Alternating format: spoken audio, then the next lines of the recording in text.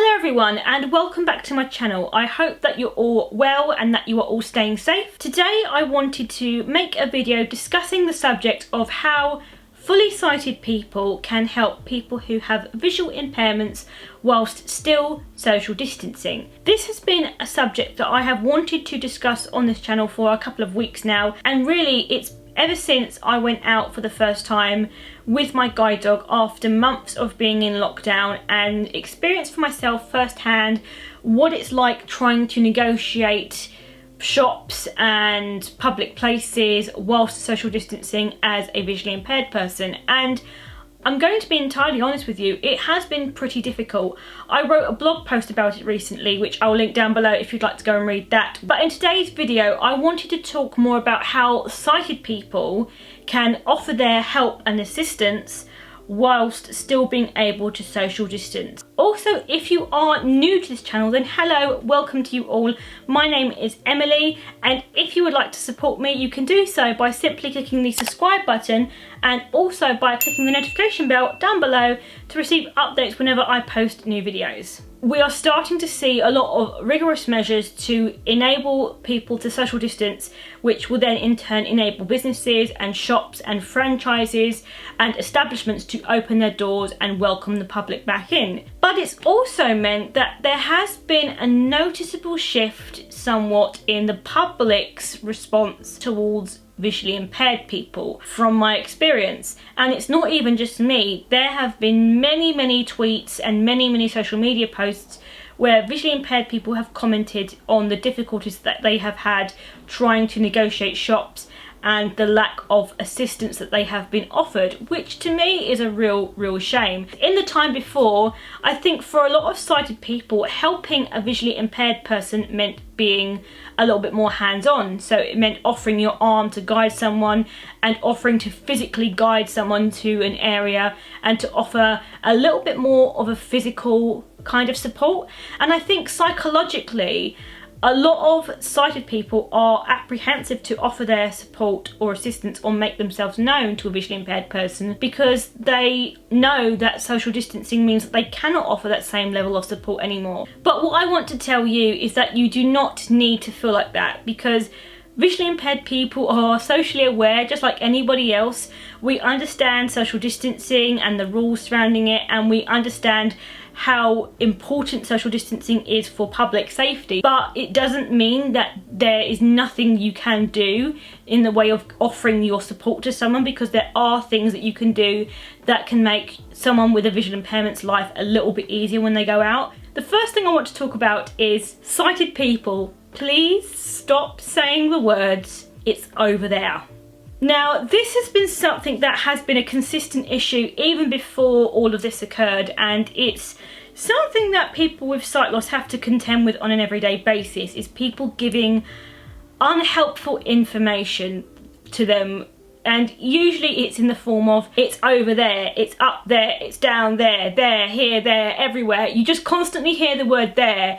And there is an infinite concept. It has infinite meanings to someone who cannot see. Saying it's over there is really not helpful. And I know it's just a natural thing because as someone who is sighted and lives in a sighted world, you're just used to saying it's over there and giving directions to people who have sight. But then when you come across someone who has a visual impairment, that wording and that language and those expressions don't really have any meaning to someone who cannot see very well. So when you interact with someone who has a visual impairment, it's just good practice to get out of the habit of saying words and phrases like it's over there, go down there, follow this, it's that way, because things like that aren't very helpful to someone who cannot see. Instead, what you could do would be to do things like to offer to guide someone without touching them. So for example, you could instead walk in front of someone, instead instruct them to follow your voice and take it at that person's pace. You could do things like giving someone more clearer instructions. For instance, you could say to someone, it's straight ahead of you, or it's just to your left, or it's just a few paces ahead of you. Things like that would just be very helpful to someone who has limited vision. The next thing that you can do to help someone who has a visual impairment is to be descriptive. Often when I go into a shop and I am greeted by a member of staff, I'm not really given any clear indication of how the shop layout has changed. For example, I'm not told about things like queuing systems. I'm not told about where the hand sanitizing or the trolley sanitizing stations are. I'm not told where I need to queue and where I need to exit. I'm not told if there's a one-way system and which direction I need to go. And it's very much a case of people say things like, go over that way, go there, or follow the arrows. That's a very common one. People often tell me to follow the arrows. And the thing is, these arrows or these floor stickers have no tactile indication on them. They are completely inaccessible to someone who has a visual impairment because they are not raised, they have no tactile edges on them, they don't have any clear, physical, tangible indication to someone who has a visual impairment that they have reached a floor sticker. So to tell someone to do something very visual is not really helpful. There has been such immense pressure to be able to actually get back to business, and they've had to think of very quick solutions that are practical and very quick that they can put in place instantly. And it's just a case of trying to advocate for more accessible solutions for social distancing, because let's face it, this is going to be the normality for a while yet. I think it's important that staff are aware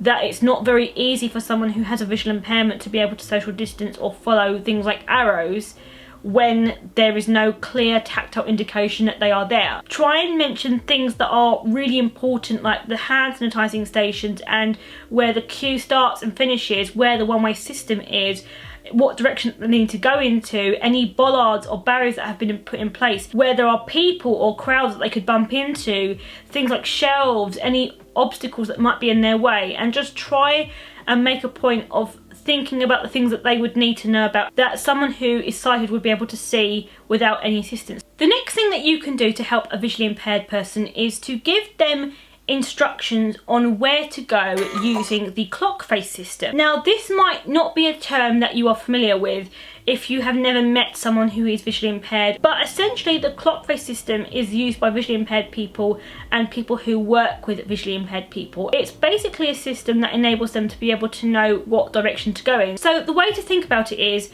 when you are facing ahead, 12 o'clock is dead ahead of you, 3 o'clock is to the right of you, 6 o'clock is to the back of you, and 9 o'clock is to the left of you. And then any hour that is between those numbers will determine what angle they need to go. Just make sure that you are facing the same direction as the visually impaired person, and just give them indications on what way to go using the clock face system, and just use that as a reference to be able to give them clear instructions, because it is really helpful and it makes life so much easier when people say it. The other thing that is very important when trying to help a visually impaired person whilst social distancing is to make yourself known. If you are in a shop and you see someone who is visually impaired coming towards you and you are in the same aisle as them, make yourself known and say, oh hello, I'm just in the aisle next to you, I'm just straight in front of you, so just be aware that I am here. So that person knows that they are not the only one in that aisle,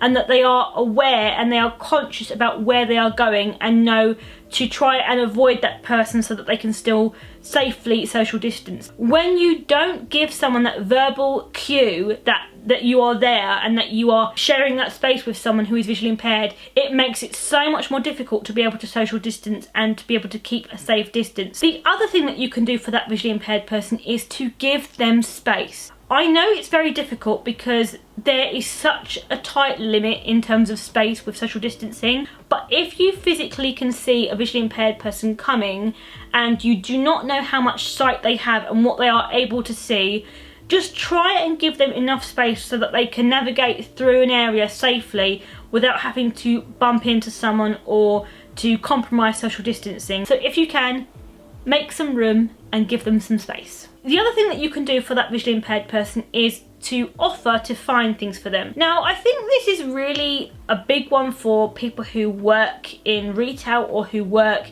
in shops. If you are able to, and you see someone who is visually impaired who comes in and they are trying to do some shopping, if you are able to, offer your support by offering to find things for them. Often, I personally go into somewhere and I just want to find what I'm looking for and just go. I do not want to browse, I just want to get in and get out. And if I had someone offer to just go and grab me a few things so that I didn't have to try and navigate my way through aisles and bollards and one-way systems, I would be so incredibly grateful. Like, I would be over the moon for someone to just go and grab me the things I need so that I could just leave. So if you are willing and you are able to, offer your assistance by asking that visually impaired person, would you like me to find anything for you? Would you like me to go and get something for you? Would that make your life easier? Now, the final thing I wanted to touch upon in today's video is really only applicable to visually impaired people who work with guide dogs, or even disabled people who work with assistance dogs, and that is, please do not stroke someone's guide dog or assistance dog, especially not now. Now, I mean, this was a common thing that happened even before all this happened, and in the time before, people would come up to me, see my guide dog and pet her. And even though she has a harness that has a sign on it saying, please don't distract me, I'm a working guide dog, people would still do it. And I would simply say, oh, I'm really sorry, but she's working at the moment, can you not pet her? But now it's a little bit more serious. People come up to stroke my guide dog, and yet we are living in a society that has to adhere to social distancing. So think about it. I am stood here, I'm holding on to my guide dog's harness, who is stood literally next to me. Like, there is no space in between us because we have to work so close together. There is no space. And then someone who is supposed to be social distancing from me comes up and starts to pet my guide dog, who is stood next to me. And not only that, I have to stroke her, I have to touch her harness, I have to be very hands-on with my guide dog. So you are stroking her, even though I have been touching her, and then I have to then touch her, knowing that you have been touching her. So it doesn't really make sense to me, because people are aware of social distancing, and yet that all goes out the window the minute they see my guide dog. She's a guide dog, so usually the rules would be you can't stroke her anyway, but especially not now under this circumstance. So that concludes today's video. I really hope you liked it and you found it useful. Let me know down in the comments, are you visually impaired? What has your experiences of social distancing been like? How have you found it? Have you experienced anything similar to what I have talked about in today's video?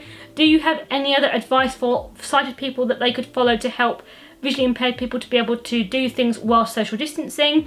Please let me know, because I would really be interested to hear what you have to say. Be sure to like, comment and subscribe, and I will see you all in my next one. Bye guys!